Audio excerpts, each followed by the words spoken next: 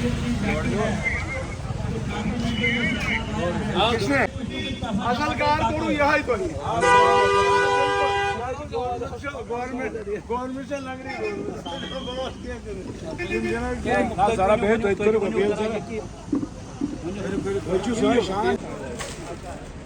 Phone करो जरा जी sir कौन सी गया आज पहली बार भी आपका गया फ्रीज साहब का तो आज दूसरी बार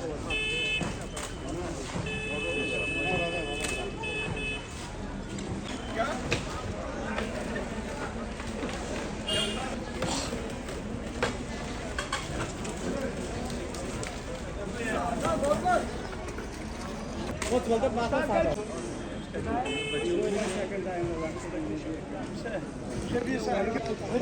फरीद अहमद 2 मंजूर अहमद 3 मोहम्मद हुसैन 4 नेशनल एकेडमी 5 इकलाक साहब है काजी साहब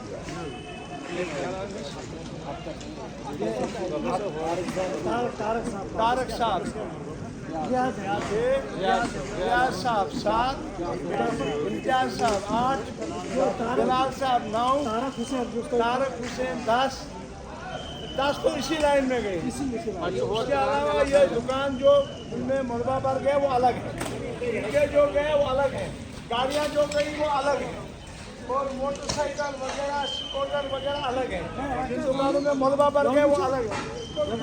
इतना यहाँ फोटो तो हाँ एक मकान में 6 फैमिली है पर ये धनु ने हमें पूछा भी नहीं। सही बात कुछ इमदादें कर सकते हैं, इमदादें कर सकते हैं। राशन वगैरह कुछ मिला? कुछ नहीं जी, कुछ नहीं, सिर्फ तमाशा देखने और फोटो उठा लिया। मुझे लगता है कि इन्होंने तो ये देना चाहिए था राशन। अभी हम एसडीएम के पास जाएंगे ना, ये पिटीशन वगैरह हाँ चलेंगे, पूछेंगे क्या मसला है क्या ये भी साबुती और इसका मकान भी खत्म, ये भी खत्म, इधर खिड़की से गया है मलबा अंदर। ये बहुत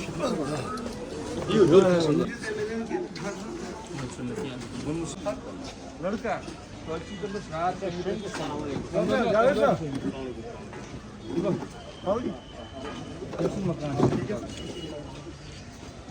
अच्छा यो जी अच्छा खुदा पहाड़ कब कितना बहाव होता है कोई मेरे ख्याल में 50 मीटर हाइट का है। क्या वजह क्या डिजास्टर तो है, इसकी कोई शक नहीं। खाली मशीनरी का काम जो है वो कर रहे हैं चले गए, लेकिन लोगों का जो अंदर मलबा गया है वो बड़ा मुश्किल, उसके लिए लेबर शेवर उसके लिए फिर डीसी साहब के साथ भी आप वफद मिलो और जो हमारे एमएलए हैं कॉन्स्टिट्यूंसी के वो जरा डी काम के पास आप डेपुटेशन जाओ पार्टी की तरफ से, वहाँ पर यहाँ आकर क्या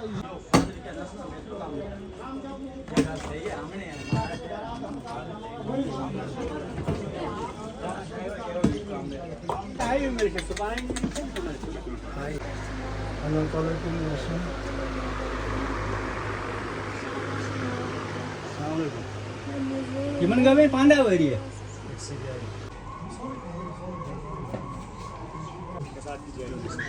ये तो बंद ही है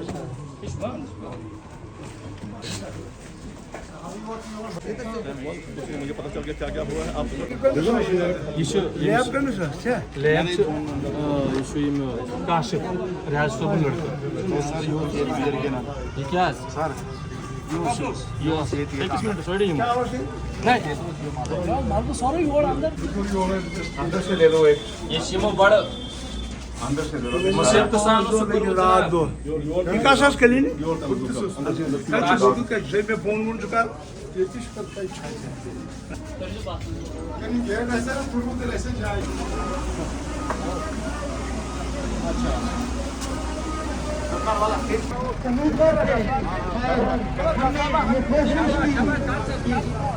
हम एक कारोबार सेटल किया, कॉस्मेटिक शॉप पर चला हुआ तो सब तबाह हो गया शोरूम तबाह हो गया जो बिचारे यही है।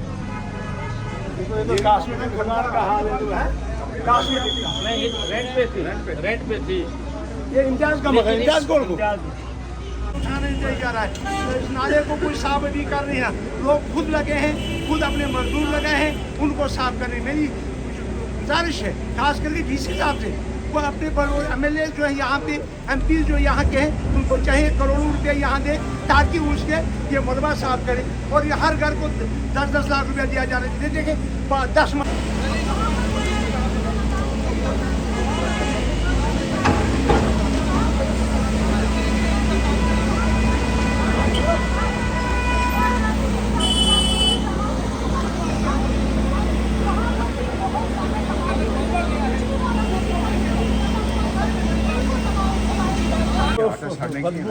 सर, जिस तरीके से आज आपने इस हालात तरीके से आज मैं, नरेश जी, जावेद साहब और पूरी टीम हमारी यहाँ पे आई और हमने सारा मायना किया, देखा। और उसके साथ साथ अभी हम इस दुकान में मोहम्मद हफीज़ जो हमारे हैं, ये जो हफीज़ साहब हैं, ये इसकी दुकान है, हफीज़ साहब तेली फिक्सर रहने वाले, इनका कोई 20 लाख का नुकसान। देखिए ये सारा सामान, आटा, चावल, राजमा, दाल वगैरह, बिस्कुट, किरियाना, हर चीज़, हर आइटम इसमें मौजूद है। और सामने भी वो देखिए दूसरा स्टोर वहाँ सामने है, वो भी देखिए उसकी भी क्या हालत है। ये और बदबू आ रही है, स्मेल आ रही है पूरे यहाँ ठाठरी में। यहाँ से गवर्नमेंट को चाहे फौरी तौर पे यहाँ स्प्रे वगैरह का इंतजाम करें, मास्क लोगों को दें और इसका कोई प्रबंध करें, वरना यहाँ बीमारी फैलने का बहुत बड़ा खतरा है। फौरी तौर पे इसका कुछ अरेंजमेंट किया जाना चाहिए। और ये एक मकान का, एक दुकानदार का 20 लाख 25 लाख का नुकसान है। बताइए, फिर सैकड़ों दुकानें तबाह हो गई, सैकड़ों जगह माल जो है तबाह बर्बाद हो गया, दुकानें तबाह बर्बाद होगी, गाड़ियां तबाह बर्बाद होगी, मकान गिर गए। और इसका कोई प्रबंध करना चाहिए। सरकार को इमीडिएट क्या करना चाहिए? सरकार को इमीडिएटली यहाँ आके रिलीफ रिहेबिलिटेशन का प्रोसेस शुरू करना चाहिए। लोगों को यहाँ फाइनेंशियल असिस्टेंस देनी चाहिए ताकि लोग यहाँ अपने घरों का मलबा जो अंदर टनों के हिसाब से अंदर मलबा भरा हुआ है दुकानों में, मकान के कमरों में, ताकि वो कमरे साफ हो सके। और सरकार को इमीडिएटली कोई रास्ता ऐसा निकालना चाहिए ताकि आगे भी रेड अलर्ट है, और रेड अलर्ट को देखते हुए इनको कोई सेफ प्लेसेस पर इनको शिफ्ट कीजिए, कोई टेंटेड अकोमोडेशन इनको प्रोवाइड कीजिए, कोई राशन प्रोवाइड कीजिए इनको। मेरी तो LG साहब से भी मांग रहेगी और चीफ मिनिस्टर साहब से भी मांग रहेगी कि दोनों तौर पर कोई ना कोई किसी रिस्पॉन्सिबल आदमी डिविजनल कमिश्नर साहब को किसी को भेजे यहाँ, ताकि वो मायना करे यहाँ लोगों की मुश्किलात। अगर इस वक्त मुश्किलात में सरकार साथ में देगी तो फिर इससे ज़्यादा कोहराम कब लोगों को मुसीबत आएगी। इतना ही मैं कहूँगा इस वक्त। देखिए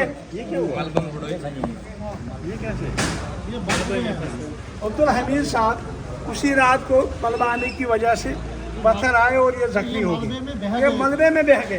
बड़ी मुश्किल से यहाँ के लोगों ने इनको निकाला और कोई इसकी तरफ तवज्जो नहीं, किसी ने पूछा नहीं। लिहाजा आज ये सरकार जो है बिल्कुल खामोश है, कोई इनकी तरफ तवज्जो नहीं, ना रोड ठीक करने, रोड सारे बंद हैं।